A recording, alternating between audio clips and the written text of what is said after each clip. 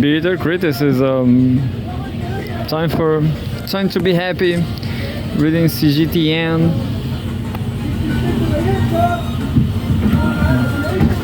Cgtn, see the difference. Hope for the world.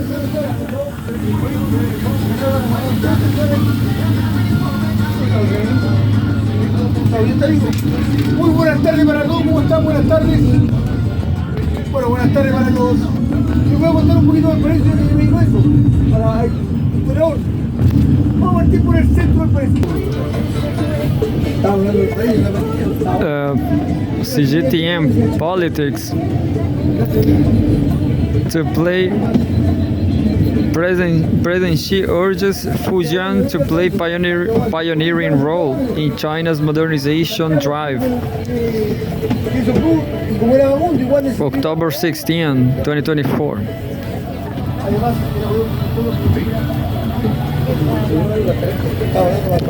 Chinese President Xi Jinping inspects Changzhou City, East China's Fujian province, October 15. President Xi Jinping has urged East China's Fujian province to play a pioneering role in the country's modernization drive by staying committed to its development goals. She also General Secretary of the Communist Party of China, China's Central Committee and Chairman of the Central Military Commission, made the remarks during an inspection tour in the coastal province on Tuesday and Wednesday. Fujian should continue to make greater progress in accelerating the development of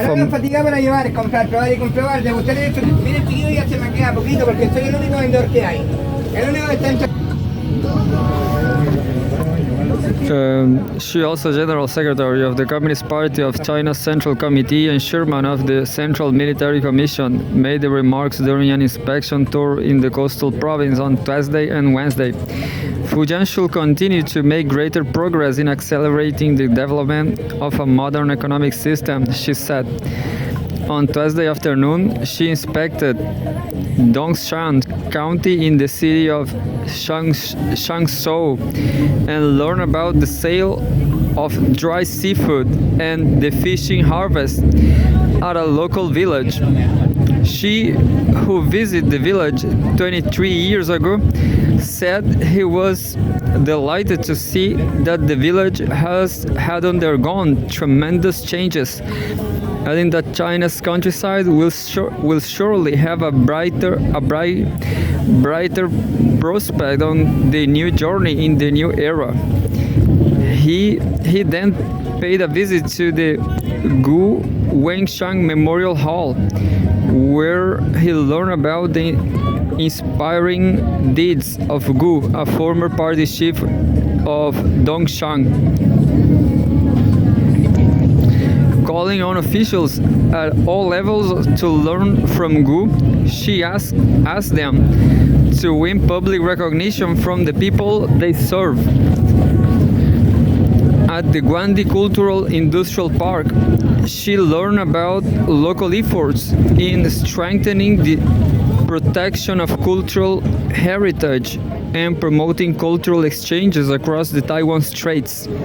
On Wednesday morning, she visited the Xiamen area of China, Fujian, pilot-free trade zone, urging local authorities to adopt the evolving situation, steadily promote institutional opening up, and make new achievements in expanding high-level opening up. Source Xinhua News Agency. That was one of the highlights from the top 5.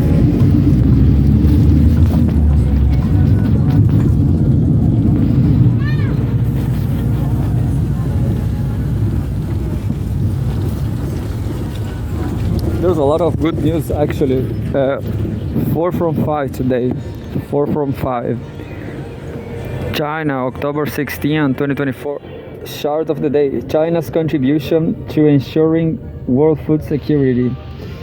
World food World Food Day, observed on October 16, highlights the importance of global food security. This is an area in which China plays a vital role by feeding nearly 18% of the world's population with a quarter of the total food production on less than 9% of the planet's arable lands. Thanks to communism. I'm sorry, but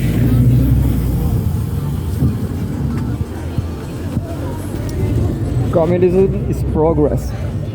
And there's a graphic here. The graphic says China's grain output and per capita grain possession.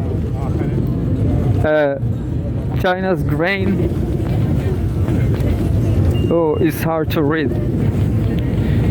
It's just too small to read. Just wait a minute, wait a second.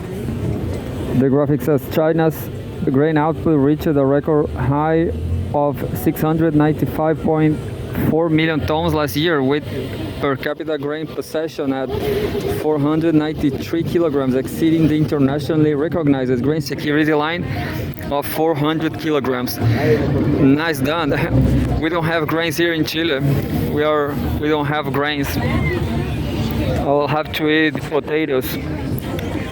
In 2023, China's grain output hit a record 695 million tons, marking the 9th consecutive year of production staying above 650 million tons for 2024. For 2024, the country has set the same target, reinforcing its commitment to stable food supply. Protecting farmland is a top priority.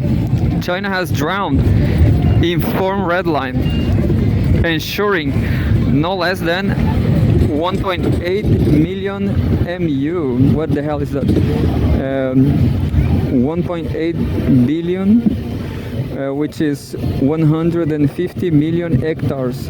Oh, is a measure of space. Remains dedicated to agriculture, preventing land from being repurposed for non-agricultural use. The country's focus on modernizing agriculture has also led to impressive progress, with over 73% of agricultural cultivation and harvesting now mechanized. China's farms are increasingly efficient. Around 1.8 million machines are equipped with the Beidou navigation satellite system, driving further advancements in precision farming.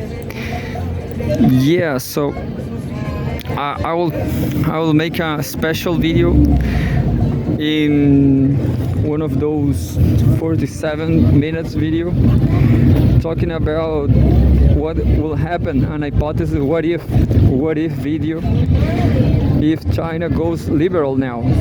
I guess all this well-being will over.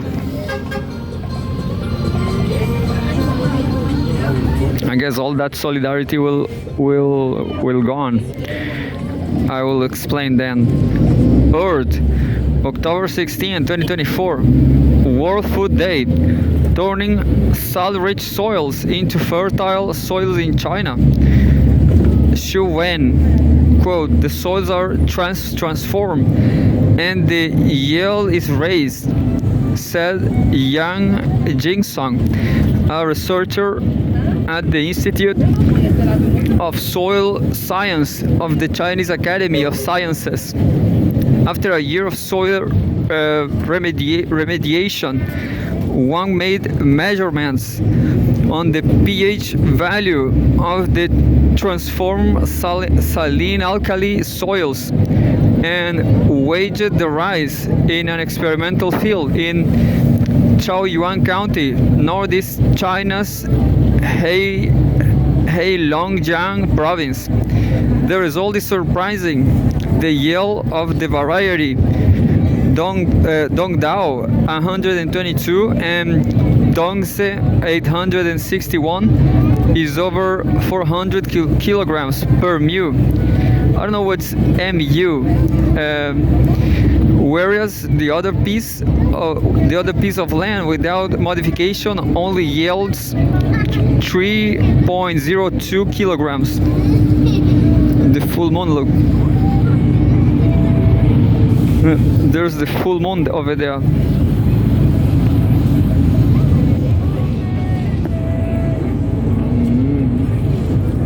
Full moon. To improve the soil, multiple methods have been used since September 2023, such as using phosphogypsum and microbial fertilizer. What is the difference between the yield of rice per MU in saline alkali land and normal land? The paddy rice growing area of Wuchang City is regarded as Weilongjiang's premier area for growing high quality rice. The yield of the famous rice variety Daoguanqiang is around 500 kilograms per MU this year. The Economic Information Daily reported. We have a photograph.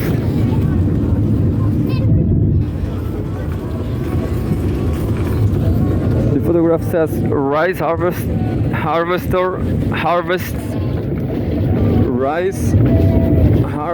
harvests rising paddy field in Dakin City, northeast China's Heilongjiang province, October 8 last year. Soil salinization and alkalinization are major problems for agriculture worldwide. The physical and chemical properties of such soil can prominently inhibit the crop growth and even led to the death of crops, seriously affecting its yield. China is the third most affected nation by saline alkali soils on the planet.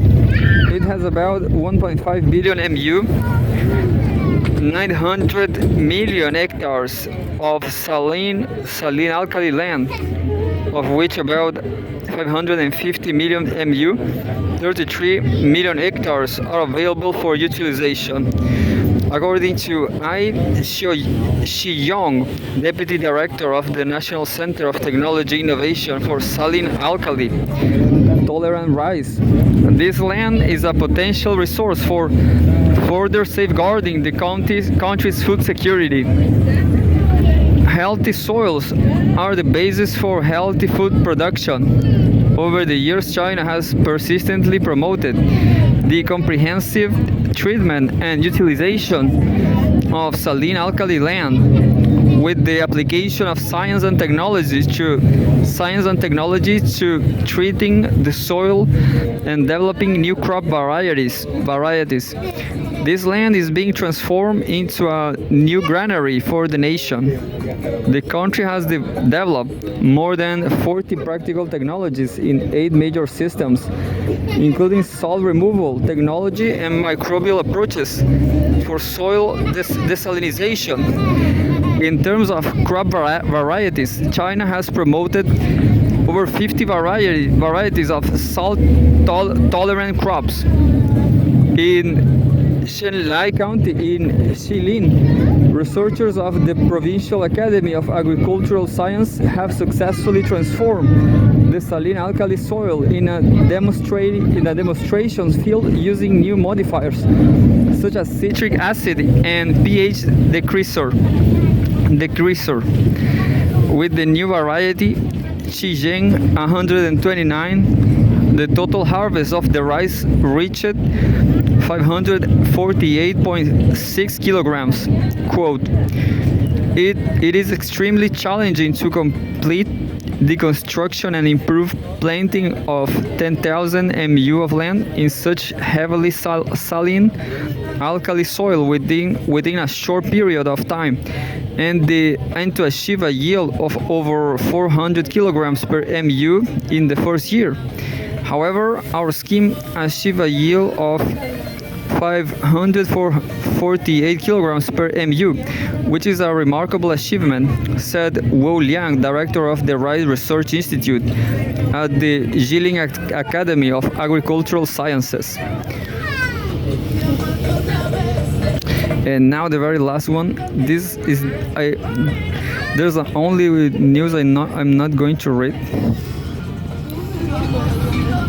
That one, the Lebanon, because I'm going to read Al Jazeera then. But anyway, so I guess China is supporting Lebanon. That is interesting, it's interesting to see what China says about the whole situation in the Middle East. But by now it's just technology. October 16, 2024, China's AG-600 amphibious aircraft starts full-scale fatigue test. This is written by Gong Xie. We have a photograph of the AG-600 large amphibious aircraft.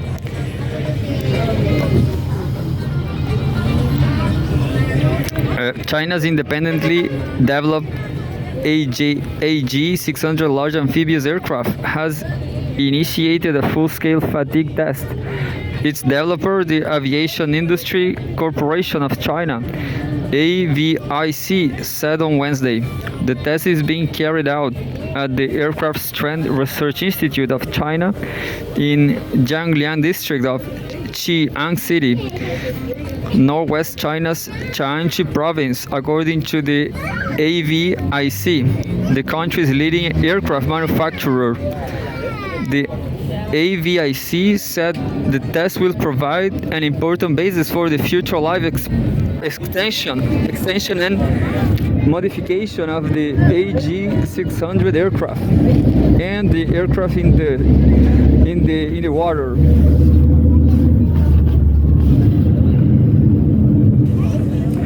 Pretty interesting amphibious aircraft. The AG-600 large amphibious aircraft.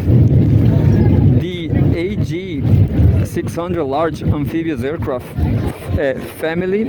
There's a whole family about. Family is vital advanced aeronautical equipment to strengthen China's emergency rescue capabilities. It features a unique configuration consisting of an integrated aircraft-shaped upper body and a bottom-shaped lower body. According to the developer, the full large fatigue test is the most important test to verify the aircraft's compliance with regulations regarding the structure's damage tolerance and fatigue assessment.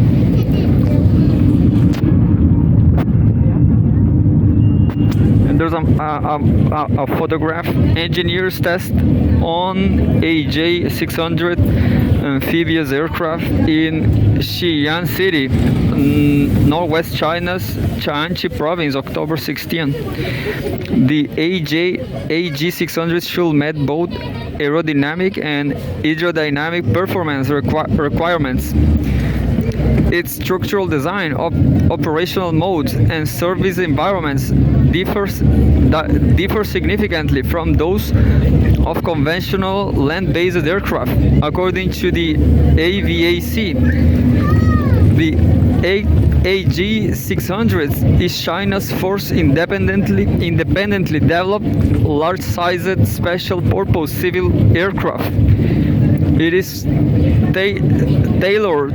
tailored to meet the needs of forest fire. This is interesting. Of forest firefighting, maritime rescue, and other emergency rescue missions across the country. We need that in Chile. Every single summer in Chile, there's a lot of bush fires. We don't have a aircraft like this.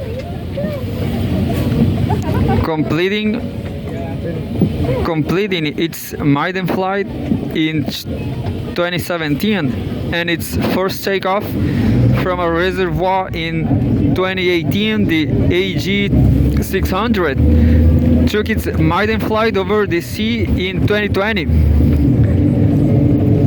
And the last paragraph. Moving forward, intense efforts will be made to achieve airworthiness certification for the aircraft. The AVAC said we need 5 right away here in Chile.